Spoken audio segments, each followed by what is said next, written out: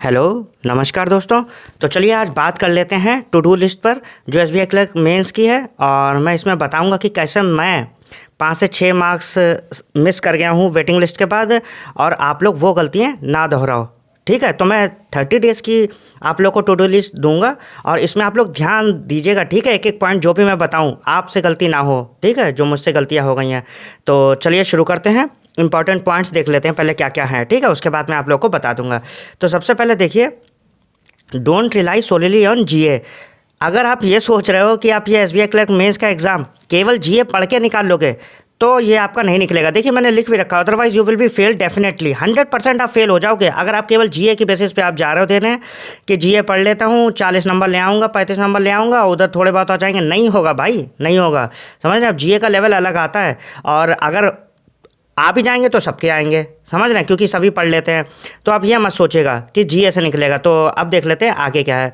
और आगे देखिए, सेकेंड पॉइंट है, if you think you can crack this exam by reading only जी, वही जो मैंने बताया है।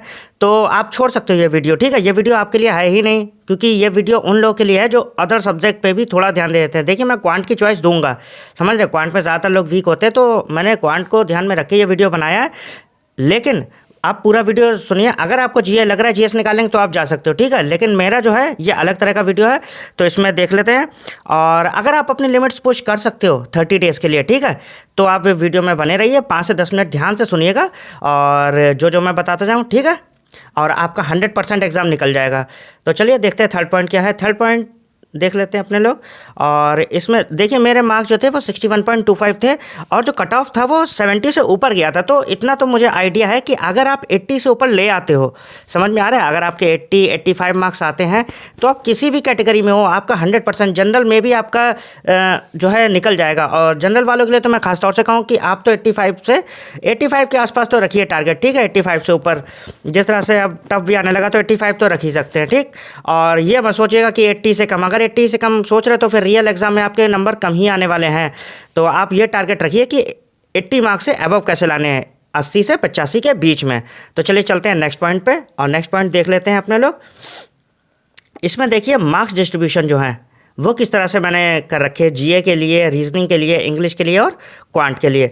तो जीए में देख लेते हैं। जीए में मैंने जो मार्क्स डिस्ट्रीब्यूशन करा है वो 12 से 20 मार्क्स का है, रीजनिंग में 22 से 30 मार्क्स का है, इंग्लिश में 20 से 30 मार्क्स, और क्वांट में 8 से 14। क्वांट में इजीली हो जाएगा क्योंकि देखिए सिंप्लीफिकेशन भी आता है, थोड़ा सा सीरीज़ वाले क्वेश्चन भी आते हैं, और डीआई भी एक आसान सी आ जाती है। तो उधर तो आपके 14-15 नंबर बन जाएंगे, तो उधर की टेंशन मत लीजिए, उसमें ज़्यादा पढ़िएगा भी मत। ठीक है, क्वांट की मैं एडवाइस कर रहा हूँ, थोड़े से अगर हर्षल सर के वीडियो देख लोगे तो भी इजीली हो जाएगा। आप सीरीज़ के देख लोगे 10-5 मिनट डेली तो बन जाएगा। लेकिन इधर आपको टाइम कैसे डिस्ट्रीब्यूट करना है वो हमें देखना है। ठीक है, तो अब देख लेते हैं कि मिनिमम मार्क्स आपको कितने लाने हैं पर सब्जेक्ट में। ठीक है, मिनिमम मतलब इतने तो लाने ही हैं।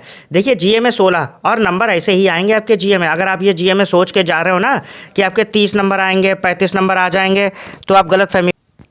और बिल्कुल आपके 30-35 नंबर लाना भाई आजकल बहुत बड़ा टास्क है। ठीक है, और जीए में आपके जो है 20 के आसपास मार्क्स आ रहे हैं। देखिए इसमें मैंने 16 कर रखे हैं। ठीक है, तो इतने तो आप ले ही आओगे अगर अच्छे से पढ़ लोगे 4 से 5 मंथ की, तो आराम से आ जाएंगे। और रीजनिंग में 26 से 28 मार्क्स, मिनिमम 26 हैं, आप 28 तक लाने की कोशिश करिए, और आ भी जाएंगे क्योंकि 2-2 मार्क्स के भी आते हैं, अभी मैं बताऊँगा सब। ठीक है, और इंग्लिश में जो है आपको 26, मिनिमम वही 26-28 लाने हैं। क्वांट में 12 से 14। सही, तो मिनिमम आपको इतने मार्क्स के लिए टारगेट करना है, और उस हिसाब से आप टाइम टेबल बनाइए अपना। अब देख लेते हैं अपने लोग टाइम डिस्ट्रीब्यूशन कैसे करना है। तो टाइम डिस्ट्रीब्यूशन में देखिए जीए को 4 से 6 घंटे देना है। मैं ये नहीं कहूँगा कि आप जो है जीए मत पढ़िए, जीए पढ़नी है, और 4 से 6, और एक वीक में आपको मॉर्निंग और इवनिंग में आपको डिसाइड कर लेना है कि कैसे कौन से 2 मंथ एक साथ करिएगा। ठीक है, और 2 मंथ में पहले जो है ये फरवरी की हो गई और जनवरी की हो गई, या फरवरी और मार्च की आप ले लीजिएगा साथ में। ठीक, और रीजनिंग में भी 4 से 6 घंटे देने हैं आपको। अभी मैं बताऊंगा क्या क्या टॉपिक्स पढ़ने हैं। इंग्लिश में 2 से 4 घंटे, और क्वांट में 1 घंटा दे दीजिए, बहुत है, 1 घंटा बहुत है यार, समझ रहे हो। मैंने 2 लिख दिया लेकिन 1 घंटा बहुत है, क्योंकि आपको इंग्लिश और रीजनिंग में ज़्यादा ध्यान देना होगा, और जीए तो पढ़ ही रहे हैं। फिर चलते हैं अपने लोग नेक्स्ट, जीए की स्ट्रैटेजी क्या है। तो जीए की स्ट्रैटेजी में देखिए, प्रिपेयर मिनिमम 4 से 5 मंथ की करनी है आपको, ठीक है। आपको 5 मंथ से ज़्यादा की भी नहीं करनी है। देखिए मैं बता रहा हूँ, अगर आपने नहीं पढ़ी है तो अब 5 मंथ से ज़्यादा की मत करिएगा, वरना सब दिमाग में घूमता रहेगा, आप कंफ्यूज होते रहोगे अगर आपने रिवीजन नहीं किया, ठीक है। तो आपको 4 से 5 मंथ की पढ़नी है। बहुत ज़्यादा अगर आपको पढ़नी है 5 पढ़ लीजिए, वरना 4 मंथ बहुत है। और मैं एडवाइस करूंगा दिसंबर, जनवरी, फरवरी, मार्च, ये 4 मंथ आप पढ़िएगा। अगर आपको नहीं इनफ लग रहा है तो आप नवंबर भी पढ़ लीजिए, लेकिन नवंबर से पहले की मत पढ़िएगा, क्योंकि आपको रिवीजन ज़्यादा इंपॉर्टेंट है। समझ में आ रहा है? ये नहीं कि आप पढ़े बैठे हैं और आपने रिवाइज नहीं किया। रिवीजन अगर नहीं किया, देखिए मैंने लिखा भी है, repetition is the mother of all skills.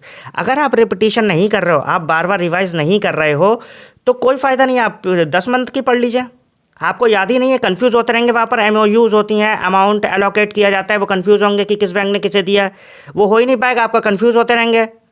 समझ रहे हैं? तो आप 4 मंथ की पढ़िए, थोड़ा सा 5वां मंथ थोड़ा बहुत देख लीजिए, ठीक है। लेकिन आप रिपीटेशन करिए, उसका रिवाइज ज़्यादा से ज़्यादा करना है। जितना आप उसकी क्विज़ेस देंगे उतना आपके ध्यान में आएगा, और डेली रिवीजन करना है और मल्टीपल क्विज़ेस दीजिए। देखिए सेकंड पॉइंट में लिखा है डेली बेसिस पे, और वो भी अलग अलग प्लेटफॉर्म्स पे। समझ रहे हैं? एक ही प्लेटफॉर्म पे नहीं देना है। PM पे भी आती है, प्रैक्टिस मॉक पे आती है, अड्डा पे आती है, हर कहीं दीजिए आप, ठीक है। जहाँ पे आप दे सकते हो, अवेलेबल हो, डेली क्विज दीजिए और 4 से 5 मंथ की GA करिए, सही। और फिर देख लेते हैं अपने लोग इंग्लिश की स्ट्रैटेजी। इंग्लिश में देखिए अब तो मैं RC क्लोज टेस्ट लाने वाला ही हूँ, मेंस का मैं कंटेंट लाने वाला हूँ, फुल मार्क्स भी लाऊंगा। तो जो भी नए बच्चे हैं वो प्लीज़ इस चैनल को सब्सक्राइब कर लीजिए, क्योंकि मैं बेहतरीन कंटेंट लाने वाला हूँ। 2-4 दिनों में बस बन रहा है, समझ रहे हैं? तो चैनल को सब्सक्राइब कर लीजिएगा। और पढ़ना कैसे, आपको 2 मार्क्स RC, एक तो फुल लेंथ मार्क्स दे दीजिएगा, ठीक है। और 2 RC सुबह में, एक और रात में, ठीक है। और उसके साथ में आपको क्लोज टेस्ट भी देना है डेली 2। समझ रहे हैं? 2 क्लोज टेस्ट भी देने हैं, एक मॉर्निंग में दे दीजिए, एक नाइट में दे दीजिए, और एक मॉक फुल लेंथ जरूर दीजिए, ठीक है। क्योंकि इंग्लिश जो है आपको लेकर जाएगी, इंग्लिश और रीजनिंग। GA का वहाँ पर पता ही चल रहा है यार कि बहुत टफ आती है, तो वो नहीं निकाल पाएंगे। ज़्यादातर लोग फोकस इंग्लिश और रीजनिंग पे ही करते हैं, और मुझसे भी जो गलती हुई थी, मैं यही कहूँगा कि आप इंग्लिश और रीजनिंग पर ज़्यादा फोकस करिए। समझ रहे हैं? रीजनिंग आपको जो है पक्का वहाँ पर मिलने ही है, अगर आपके क्वेश्चन आपने प्रैक्टिस कर रखी हो ही जाएंगे। और इंग्लिश में पैसेज है, क्लोज टेस्ट है, ये भी आप कर ही लोगे अगर आपने प्रैक्टिस कर रखी है। और क्विज़ेस दीजिए इसमें भी मेंस लेवल की, ठीक है। क्योंकि जितनी आप क्विज़ेस दोगे उतना आपका कॉन्फिडेंस बढ़ेगा, और कॉन्फिडेंस हमेशा क्विज़ेस देने से बढ़ता है, फालतू की बातों से नहीं है। इधर उधर वीडियोस देख रहे हैं तो आप ज़्यादा से ज़्यादा क्विज़ेस दीजिए, ठीक है, सीरियस होके। और फिर देखते हैं नेक्स्ट अपने पास है रीजनिंग की स्ट्रेटजी। रीजनिंग की स्ट्रेटजी देखिए, don't give too much time on puzzles, ठीक है। अब देखिए पजल्स पे ज़्यादा टाइम नहीं देना है, ध्यान रखिएगा। अगर आप पजल्स पे ज़्यादा टाइम दे रहे हो तो वहाँ पर पजल्स बहुत टफ आती हैं और बहुत टाइम ले जाती हैं। समझ रहे? मैंने बहुत सारे मेंस दिए हैं, उसमें टाइम निकल जाता है, पता ही नहीं चलता है।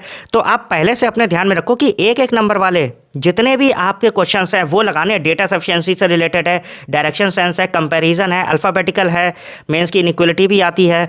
तो इन सारे क्वेश्चंस को आपको ज़्यादा से ज़्यादा प्रैक्टिस करनी है। समझ में आ रहा है? क्योंकि एक एक मार्क्स वहाँ पर बहुत ज़्यादा वैल्यू करेंगे आपके एग्जाम में, मेंस के। वहाँ पर पजल्स एक लग जाएगी आपसे, मैं ये नहीं कह रहा पजल नहीं लगेगी, लेकिन वो आपको ढूंढनी पड़ेगी कौन सी ईजी है।